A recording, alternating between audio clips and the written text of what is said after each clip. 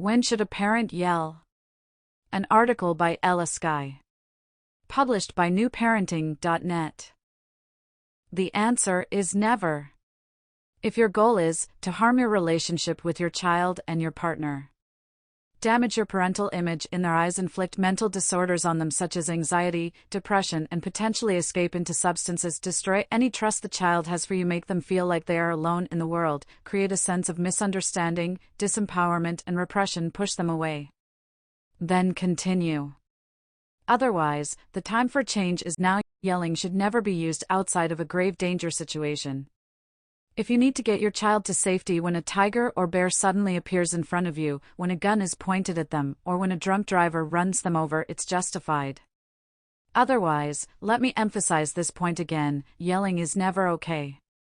It makes the child feel insecure and paralyzed due to stress. In short, yelling does no good. It is abusive, harmful, and hurts all parties involved and their relationship. It is simply a senseless, highly degrading, and abusive behavior. What are you trying to communicate to your child?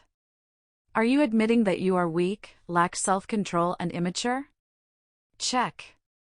Are you making them doubt your ability to be a leader and a role model? Check. Are you shaking the very foundation of the relationship, trust? Yup. Are you demonstrating a lack of common sense, rational thinking, and self-regulation skills? You are. Are you scaring them with your outbursts and uncontrolled reactions? Of course. Are you developing a tolerance for your raised voice so that it loses its effectiveness? Unfortunately, yes. So when you have to resort to such a drastic measure, it will no longer work. Think about that.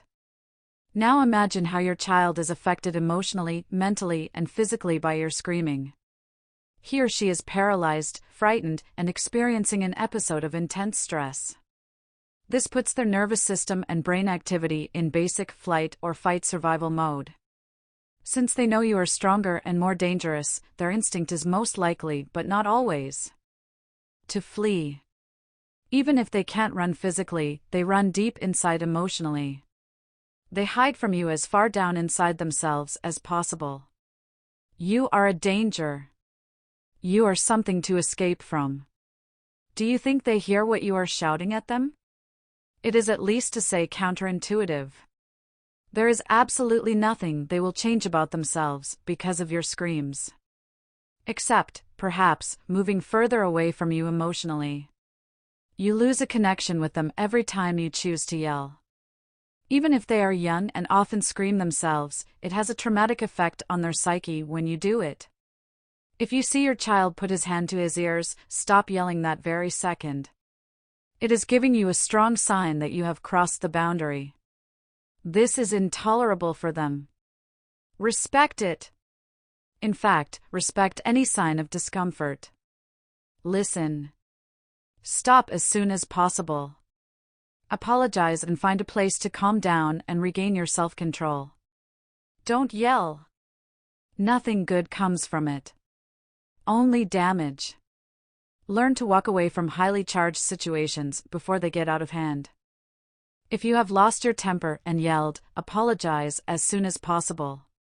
Don't make excuses. Take responsibility for your behavior. Explain why you wrongly felt it was necessary and restate the problem in a calm, rational manner. Let your child explain his or her point of view and why they did what they did or did not do. Reach agreement on how these problems should be handled in the future and what rules should be followed. Praise him/her for his/her understanding and willingness to cooperate going forward. If cooperation has not yet been established, tell them you will find another opportunity to discuss it with them. Leave a door of communication open. Remain welcoming and loving even if they are unwilling or unable to communicate effectively. They learn. You teach. Follow up on the problem calmly and as often as necessary. But always in a peaceful, reasonable, and friendly manner. Don't try to bribe or love bomb them. They will learn to use it as a tool for manipulation. Stay sincere throughout the interaction and handle any future impulse to yell with wisdom and grace. You can do it.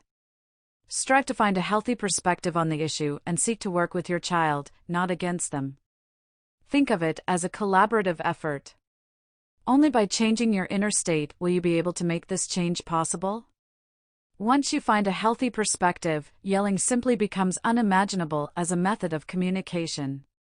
Find your empowerment. Yelling is always a sign of weakness. What are your insecurities? Seek inner healing and personal transformation.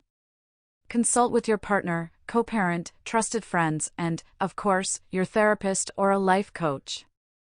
Contact me if needed. Me at advice@newparenting.net or dial 888-857-8044.